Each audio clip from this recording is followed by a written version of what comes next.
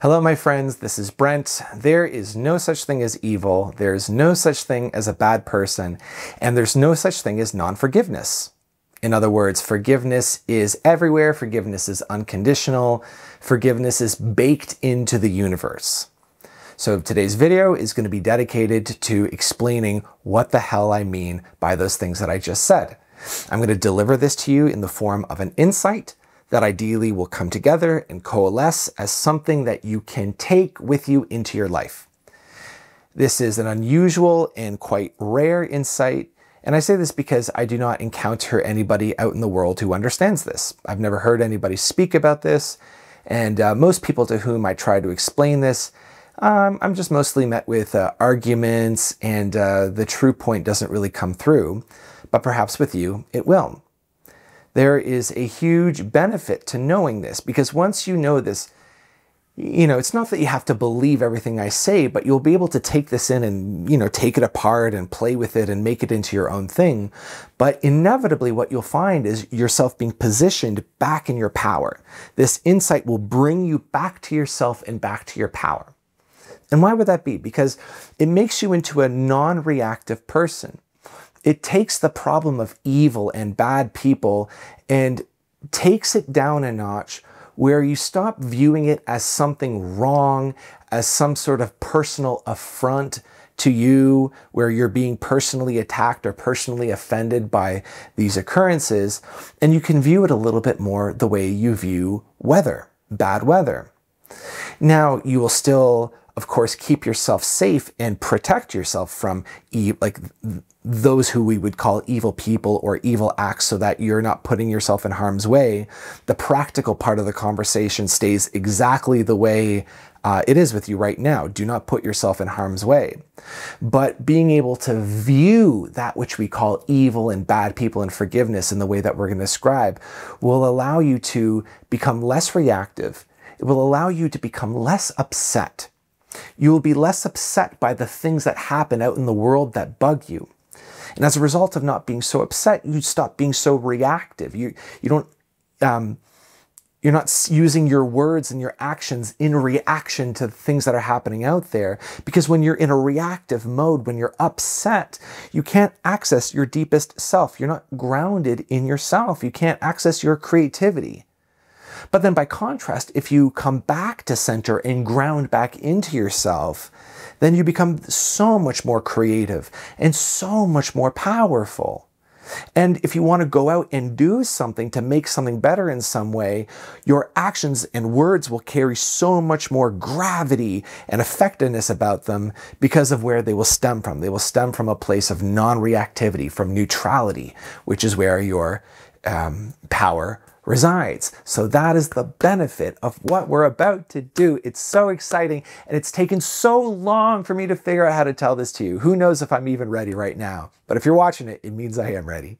Okay, now a little bit of housekeeping. My ladder's over there because I'm in the middle of doing some renovation, and my ladder's here. Please welcome it to our discussion. It will chime in if it has anything to say. Other housekeeping. My name is Brent. If we've never met, I coach people. I am a healer. I'm currently training to be a psychotherapist, and I do some one-on-one client work, which is fantastic in my opinion. And if you want to learn about that, there's a link in the description below. And you can get your first session for free. There is no downside, no obligation. Get your free session. Do not miss out. The sessions are fantastic. Let us dive in. So, here's point number one. Let's just start with evil. Let's see if we can get that out of the way. There is no such thing as evil. There's no evil as such. Let us begin. Imagine something evil. Surely you're able to do that pretty quickly. You'll notice that it doesn't matter what you choose, because it's all a matter of scale anyway. So what did you choose there? Think of that example. What's that evil thing that you found? Well, you found an example of human cruelty, of a person or people causing suffering to a person or people. I can't think of anything else. Like maybe the animals would be the other example, but otherwise I can't think of anything else, right? Like that which you call evil is suffering being intentionally inflicted by somebody on somebody else. that fair enough? By the way, if I say a single thing that kind of doesn't jive or you have an argument, I really want to know. Please do write in the comments. Let me know where I'm wrong, where you think I'm wrong, and let me know, because I'm going to be putting this together brick by brick. And to me, as it stands now, I can't see a way around this logic. So if you can, I really do want to know. So let me know. Nevertheless, let us proceed. Evil. Suffering inflicted by somebody upon somebody else. Now, what you will also notice in that example is that there is an intention to cause suffering, and behind that intention is a motivation. And what is that motivation? The motivation really has one quality that's either present or absent, which is a ideology. So if you consider, say, a politician who is intentionally inflicting a genocide or some sort of amount of suffering on a person or a group of people, and it's like for ideological reasons, like nationalistic reasons or what have you, then we can call that ideological because it's based on ideas. Or on the other end of the scale, you have people who cause suffering and there's no particularly thought out reason. It's just a movement towards amusement, say, or pleasure or curiosity. There's just a sense of, oh, I want to do this. This seems like a good idea. I'm going to go ahead and do that. Now, regardless of how ideological or how non-ideological it is, in order to be able to inflict suffering on another person intentionally and think that it is an acceptable thing to do, to think that it's a fine thing to do, is to have successfully otherized somebody. To otherize somebody is to see a person not as a you, like I'm not talking to you, you're not conscious, there's no consciousness in there, there's no light in there. Instead, it's an it. I'm looking at you, but I just see it, this human body over here, or this camera that I'm talking to. It's just an it. When we're dealing with when we're dealing with you and I see you as a person, then ethics immediately become involved. We have to treat each other fairly. We have to consider each other. We need to find a way to get along, so on and so forth. If there's no you, if it's not a you, then it's an it, then I have otherized you, I have objectified you, and now you are an object. You're just a thing. You're an it.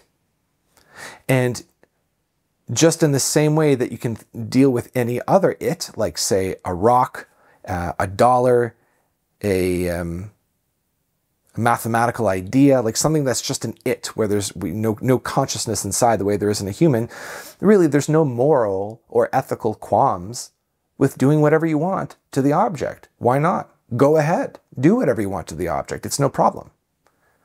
So it's this issue of otherization that divides, or defines rather, the evil that we're talking about here. As an example, my wife and I, we've been watching some Martin Scorsese films lately. We've been on a bit of a bender. And so we watched Casino and we watched Goodfellas. And these both involve gangs.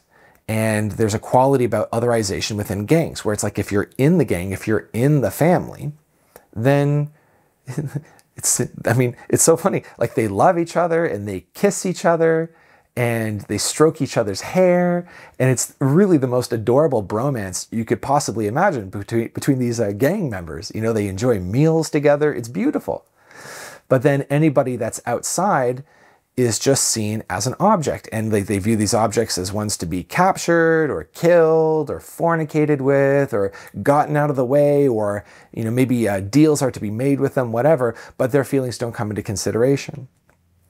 The whole spiral dynamics model, which is a model of the growth of a human psychology or a group's psychology, is really the expansiveness of that which we consider to be kin and a lessening of that which we consider to be other. So in other words, from a spiral dynamics perspective, you are considered to be growing and evolving based on the broader your sense of care is, the broader your sense of kin is. And it just keeps going until there's nothing that is outside of the scope of your care. And then you achieve universal love. You achieve unconditional love, which is a really wonderful place to be in. So returning to evil then, what is evil? Evil is otherization. And in evil, we could also characterize as unconsciousness. And it really means the same thing, but the unconsciousness, we use this term to indicate that a person has not yet discovered themselves in this other type of person. You start with just yourself. Okay, I know myself, good.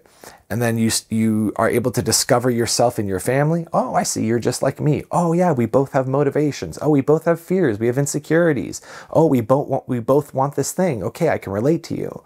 And then expands to our local group, maybe our ethnicity, maybe our nationality, and then it expands out from there. But it's a movement from unconsciousness to consciousness, in that we become conscious of ourselves and other people. It is already the case that we are all the same and that we are all one.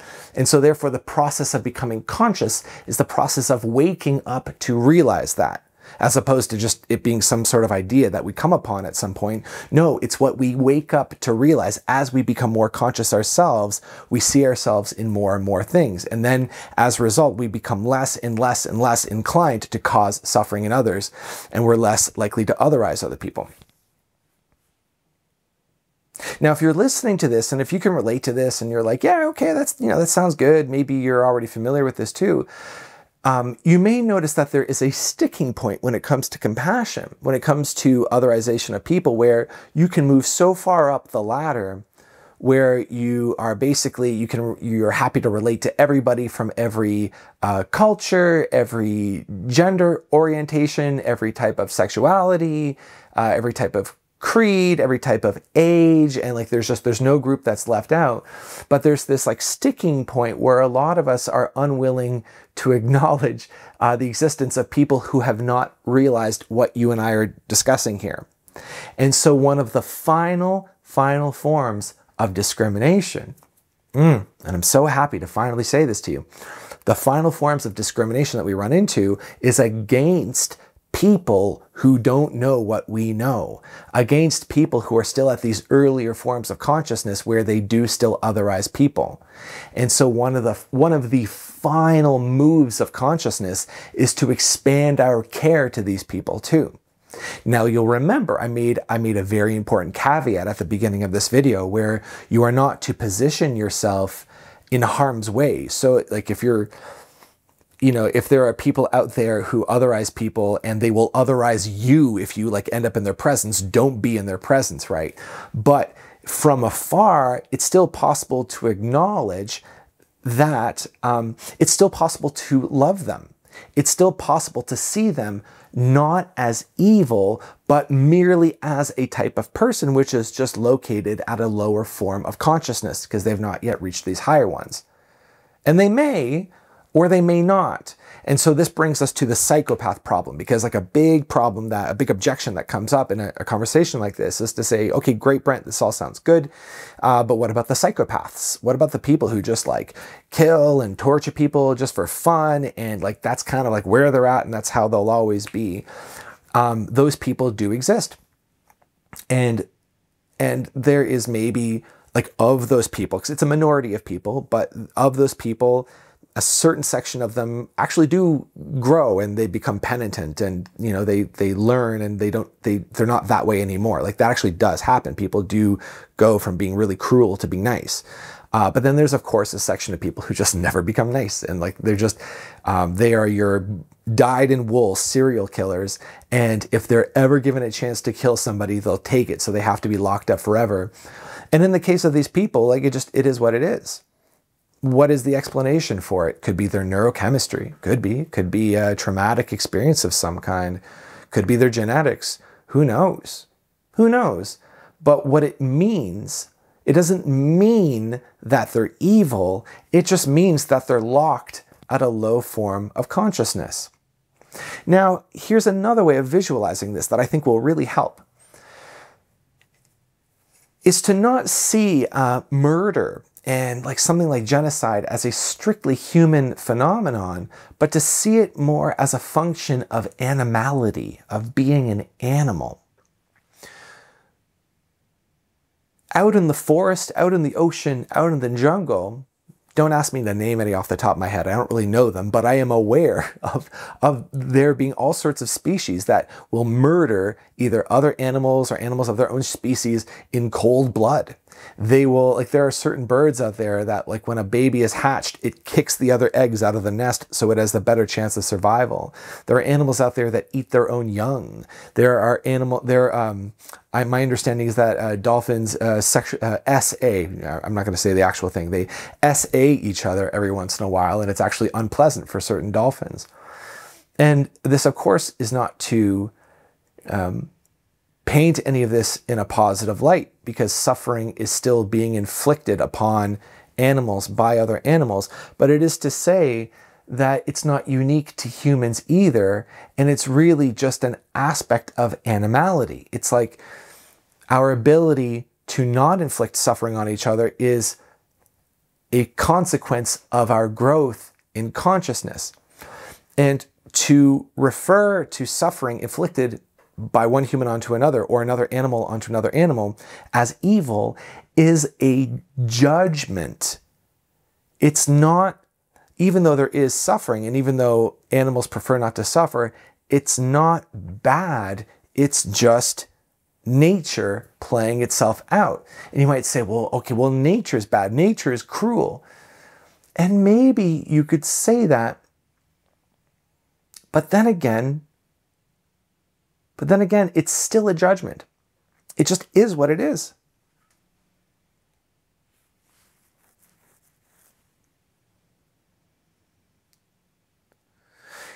You know, maybe animals don't necessarily commit genocides the way human beings do, but human beings, when they do commit genocides, they're just animals with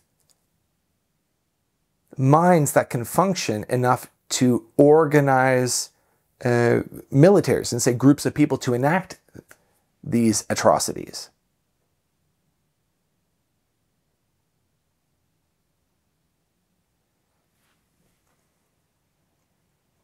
Now, I want to continue, but just before we continue,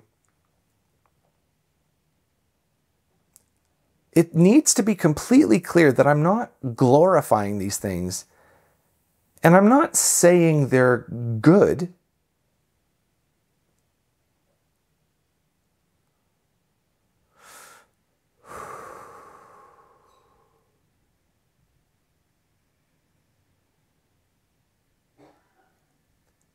You may find yourself being challenged as we talk about this, where in a way I'm taking from you your ability to call these things bad. And you might find yourself being defensive around that. You may find yourself wanting to argue with this. It's like, no, how can you say this? It almost sounds like I'm defending genocide, or implying that it's not bad but good in some way. But really, this video is a challenge to you to drop your negative interpretation of these things. Because the negative interpretation is not necessary. The negative interpretation doesn't help anybody. To look at a genocide or the H cost, to look at these things and say that they're bad doesn't honor anybody, doesn't do anything good. And again, it puts you in a reactive place to see it that way. To label this thing as something that should not have happened is to put you at odds with reality itself. And our whole goal, again, is to put you back in your power and to permit the entirety of reality, including the past, to be as it is. And this will play nicely into our discussion about forgiveness. But we're getting a little ahead of ourselves. Let's move on to the next section. So, number 2, when you otherize the world, when you otherize an aspect of the world, you are otherizing yourself. We can attribute this very crucial insight to the psychologist Carl Jung, who noted that those people out there who we admire, that which we admire about them is our own unexpressed qualities, and that which we hate or despise in other people are the qualities that we hate and despise in ourselves. I've explored this a lot, and here's how it works. If somebody out there does something that you don't approve of and you think is wrong, and it makes you think that this person is bad, then what happens is, as we were discussing in the last section, is that you end up otherizing that person. You make them into the other, and you make them into a bad person. And then as a result of that otherization, again, as we discussed, they become an object in your eyes, and in your mind, you want bad things to happen to them. And if bad things do happen to them, you say good, and you have no willingness in yourself to relate to this person because this person is other. So having done this, having otherized this person out there, you've divided the universe into that which is acceptable, that which is good.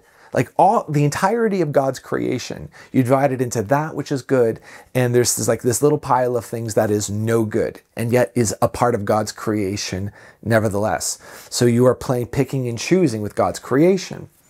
Now, similarly, you do a similar thing with yourself, because if you judge, it's not possible to judge something out there without judging yourself.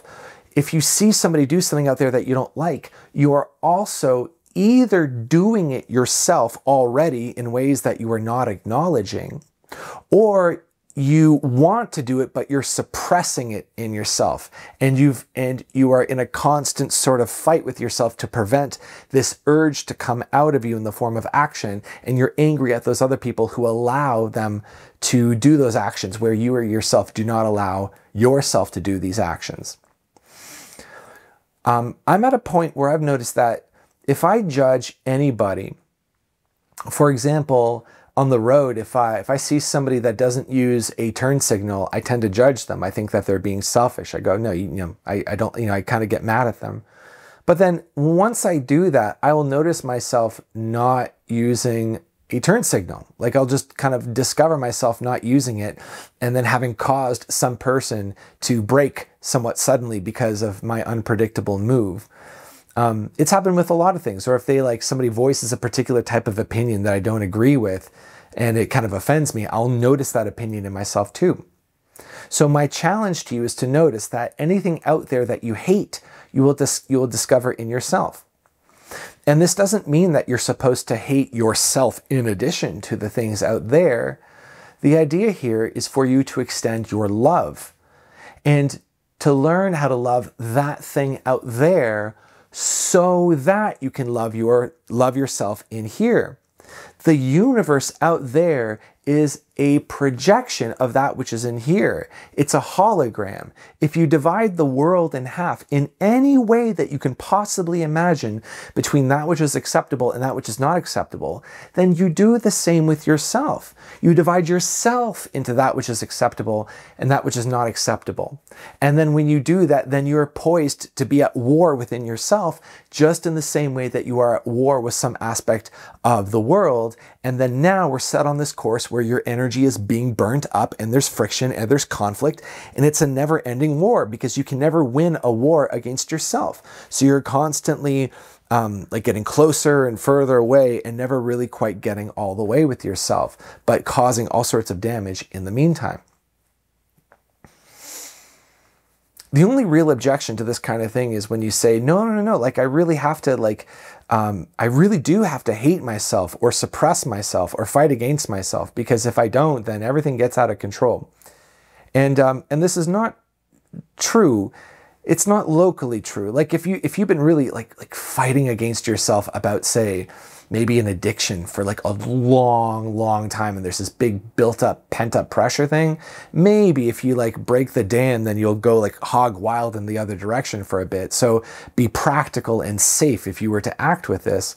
But generally speaking, outside of that, there's nothing to be afraid of in yourself. And it's such a disrespect to yourself to go around thinking that you need to hold yourself on some sort of leash in order to prevent yourself from fucking up your own life. This is just such a disrespectful, dishonoring way of viewing yourself that's not correct. It's just not correct. So that's that. Good. So section 3. Excuse me. Section 3. There is room in the universe for unconsciousness. And there is room in you for unconsciousness. There's room in the universe for suffering. How do we know this? There is already suffering. Other people have suffered. Other things have suffered. We have suffered. You have suffered, and I have suffered. We've suffered in varying amounts, to varying degrees, for varying levels of intensity. At the end of the day, it's a matter of scale. It's a matter of intensity. Suffering is suffering. There's room in the universe for it. This is a statement that I suggest that you make. I suggest you make room in your worldview for unconsciousness, for suffering, for that which you call evil, for otherization.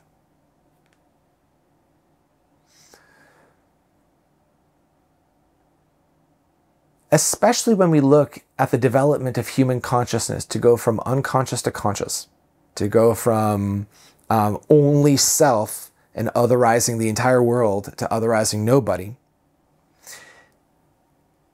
Even though certain people move differently along this path, they move sometimes a small distance or a long distance.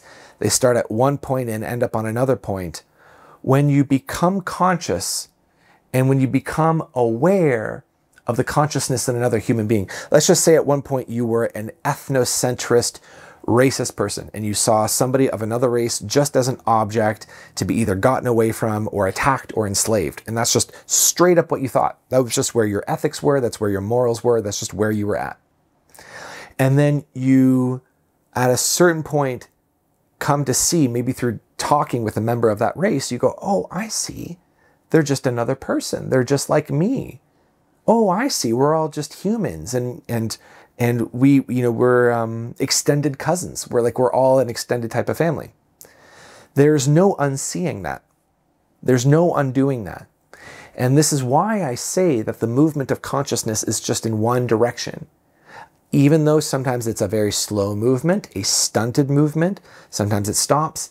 And there are even moments where, let's just say you get really, really upset or triggered, or like the food runs out, and we all kind of get the heat gets turned on in our situation, causing us to regress psychologically. That can happen too, and it's very unpleasant when it happens. But aside from that kind of thing, the movement of consciousness is just in one direction. And for that reason, we all come from a lineage of unconsciousness. We all do. There are a lot of things I hope you get out of this video, but something that I really, truly, deeply, deeply hope that you get out of this talk is that we are not better than anybody who otherizes people. You and me, we're not better than anybody who is unconscious. We all have a history, an ancestry. We all have a past of having been unconscious, and we've all been moving in the process of going from unconscious to conscious. And that process is a painful one. It's a painful process. It's painful to become conscious because when you become conscious, you realize the suffering that you have been inflicting on the world up until that moment. And you have to see that. It can be brutal. It can be shocking. And then there will be deep remorse in you, guilt, shame. Maybe you even have to go and make amends with somebody.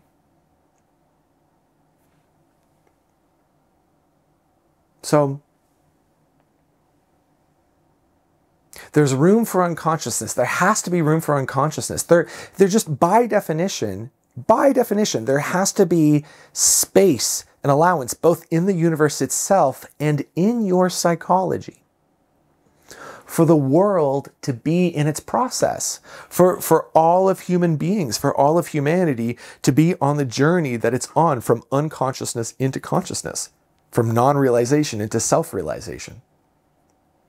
It's no good to become conscious yourself, like reaching the graduate level of school and looking back and judging other people who are just starting. It doesn't work. This brings us to one of my very favorite quotes from the Tao Te Ching, which I'll just read to you because it exemplifies this beautifully. It's verse 31. Weapons are the tools of violence. All decent men detest them. Weapons are the tools of fear. A decent man, or person, obviously, will avoid them, except in the direst necessity, and if compelled, will use them only with the utmost restraint. Peace is his highest value. If the peace has been shattered, how can he be content? His enemies are not demons, but human beings like himself. He doesn't wish them personal harm, nor does he rejoice in their victory. Nor does he rejoice in victory. How could he rejoice in victory and delight in the slaughter of men? He enters into battle gravely, with sorrow and great compassion, as if he were attending a funeral.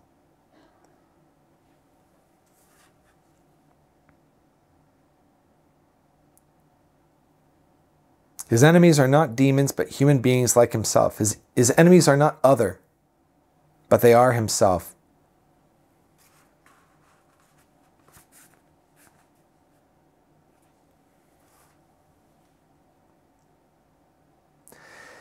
What's beautiful about that verse is that it speaks to the practical element of our conversation. Sometimes a war is necessary. Yeah, sometimes you have to defend yourself. I'm not saying that a situation like that doesn't arise. It may. And it's possible even to go to war from a place of love, to enter it gravely as if you were entering a funeral, to know that your enemies are not demons, they're not other. This is something to keep in mind. Nevertheless, there's room in the universe for unconsciousness. Section 4, forgiveness is automatic. Forgiveness is automatic. Forgiveness already is. It's already done. Why is it already done? Because it's unconditional. Why is it unconditional? Because there's room in the universe for unconsciousness. There's room in the universe for having caused suffering. This is not the same as saying that it's good to cause suffering. But the only reason why an individual would cause suffering upon another is because, just plainly speaking, it seems to them to be an acceptable thing to do. That's why they do it. Because to them, it's acceptable. And either they go the rest of their lives under the impression that it is acceptable, in which case they stay at their level of consciousness from birth to death, not having expanded in that way along that axis. Or they do expand, and when they expand, they become aware of the suffering that they've been causing to others and to themselves. And in that moment, what's there for them? What's there for an individual? Like, has this ever happened to you? Good Lord, it's happened to me so many times. Jesus Christ. And it's not just like suffering like you hit somebody, but just like to discover how like you've been rude. Like, oh man, like, yeah, when I do this, it's rude. Or to discover that like, you know, maybe you thought you were in a sort of a chummy relationship with somebody and you kind of like you're ribbing each other. And then you discover like your friend is like actually like he says like, I really don't like it when you call me that. Please stop calling me that. And you're like, oh, fuck. I thought we were having a good time with that. It's like, no, you're having a good time. I'm not having a good time. That's painful, right? So what's there for you in a moment like that? Do you deserve to be empathized with? Do you deserve to be loved? Do you deserve to be understood? Yes, because you are an individual moving from unconsciousness into consciousness. That painful, painful journey. Forgiveness is automatic. You are already forgiven. The forgiveness is already done. It's already done by God, by the universe. Are you forgiven by the other individual? No, maybe not necessarily. But here's what I've learned about forgiveness, and here's why I would even say that the forgiveness is automatic even from an individual. Check this out. You know, if somebody comes and like steals your cupcake right out of your hand, they just take it right out of your hand and they say, ha ha ha, I have your cupcake, you loser. You know, if that happened to you, you'd be a little bit upset, wouldn't you? Of course.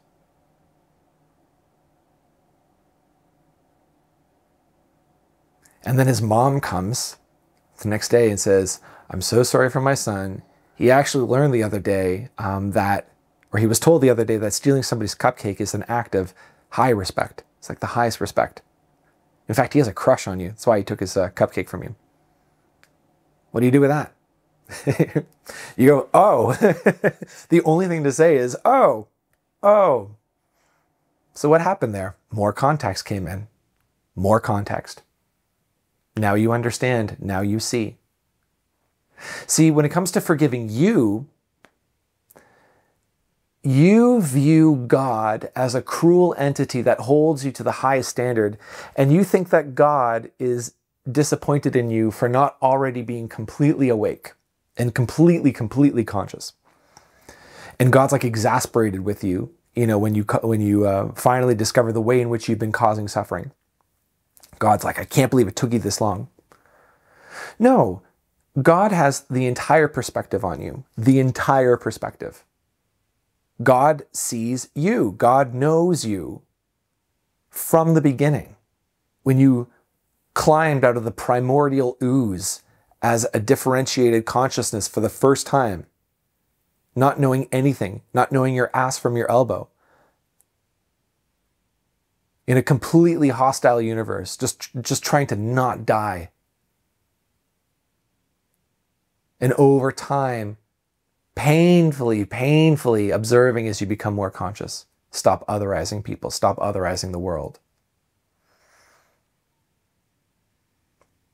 God sees the entire thing. God sees the entire context. That's why God can't judge you. That's why you're automatically forgiven. God was there every step of the way with every decision you made. And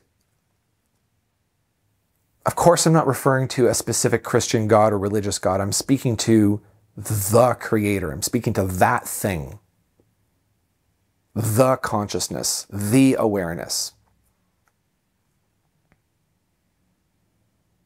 So the kid steals your cupcake and you discover it's because he has a crush on you. You know, the forgiveness just flows in. Did you choose to forgive him? No. No. It just happened automatically because your context expanded. So any lack of forgiveness just means a lack of insight. That's all it means. Same with me, assisting you in forgiving unconsciousness and that which you've called evil acts out in the world. When you see it from this greater context, there's no choice but to forgive. The reason why I take such issue with the word evil is because the word evil otherizes. We don't realize this. Culturally, we use the word evil to otherize people. Like, just take a minute now, with the benefit of having gone through everything we've gone through today. Think about that evil thing and think about that person being evil. What happens in you when you consider that person to be evil? When you consider that person to be evil, how are you finally allowed to think about them? What feelings are you allowed to feel? Notice how you can cut off the empathy. Notice how you put them in a whole other category of person of which you are totally separate, right? There's that split again. There's that otherization. And the irony is lost on you up until this moment of how you've been otherizing those who otherize. This is an elite insight. It's very important. If something were to be truly evil, it would have to be done by somebody with an intention to cause suffering to themselves and the other. Notice the impossibility of this, right? Because if somebody causes suffering to somebody else but for their own benefit, then at least one half of God's creation is benefiting, right? The perpetrator is benefiting. Somebody's benefiting. For something to be truly beneficial, for something to be truly evil, it would have to cause suffering in all directions, which is impossible to do. Because whenever there's an intention to do it, there's a purpose. There's a purpose being served. You have to do an act where nobody's being served. Do you see? This is impossible. That's the impossibility of evil. Good. Part 6. This is the last one. Unconditional love and emancipation. Unconditional love offers the space for that thing to grow and become conscious. There's another verse from the Tao. I wonder if it's verse 29. No, it's not. Never mind. Whatever. There's a line in the Tao that says, what is a good man but a bad man's teacher? And what is a bad man but a good man's employment? And this isn't to be interpreted in the condescending way that it kind of comes across. It's not like you're to position yourself above people, but the idea here is your power is in your unconditional love. Unconditional love is complete wisdom. It's complete wisdom. Undifferentiated love is complete wisdom, is complete power. When you see consciousness in people in the process of expansion, you can be an ally to that expansion. Do it in whatever way makes sense for you. Up near, up close, from afar. In the form of a teaching, in the form of a service, in the form of company. You can just see everywhere you look, consciousness expanding. And in so doing, you are removing suffering from the world. You're making the world more conscious by facilitating the growth of consciousness in others, by not otherizing people. Like the whole, I'm in my therapy study, in my studies to become a therapist, it's like the whole thing, God damn it, like Jung, Freud, Gestalt therapy, existential therapy, CBT.